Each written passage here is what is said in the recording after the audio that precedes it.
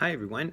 Just wanted to have a quick chat about the amazing discussions that took place in Module 2.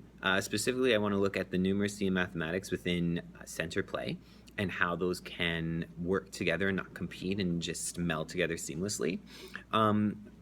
Because you're all in groups, I have the privilege of reading what everyone's saying and seeing all the great discussions that's taking place. And I wanted to share some ideas that other groups have been discussing and make sure that you're aware of them, and kind of some things that I've used in my kindergarten classroom and have found really successful. One thing that was really discussed a lot in this discussion was the importance of melding play and numeracy together, and that we can bring in activities for play that lend itself to math. A great example that was given in the discussions is the Play-Doh Center.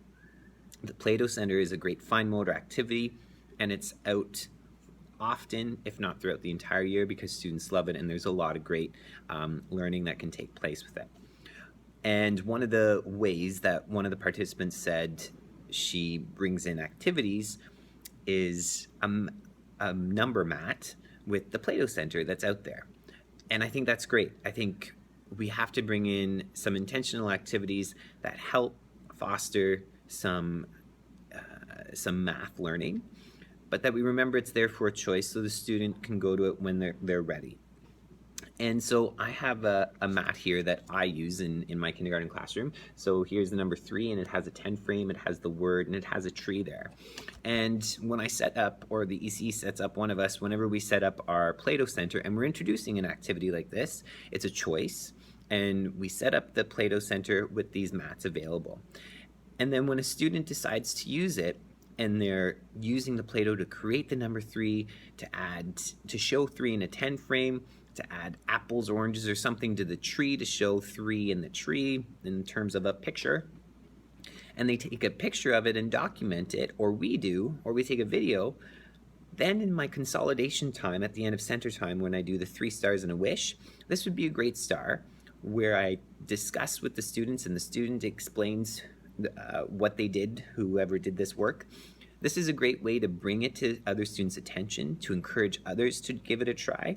And it's also a great way to then incorporate different mini lessons, whether it's about a 10 frame, whether it's how to create the number 3. We notice it's 2 little curves, or how we can represent numbers using pictures. So there's a lot of great little mini lessons that can come out of that learning. Another thing that I use always in my kindergarten classroom and have available for the students is an interactive number line. And basically an interactive number line is where the students can go and play with the number line, move numbers around, and we can add things to it all the time.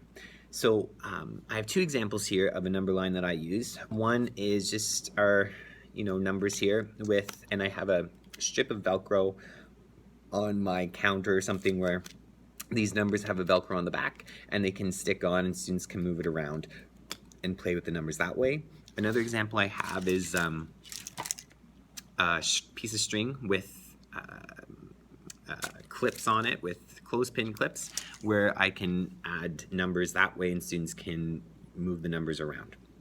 And then with the nice thing about the number line that's string with the clothespins is if we start discussing about counting by 2s or 5s, a great thing that I do is I take a picture of their hands that shows 5 and I add those on the number line. So it's really neat because they see their hands and it's kind of more personal.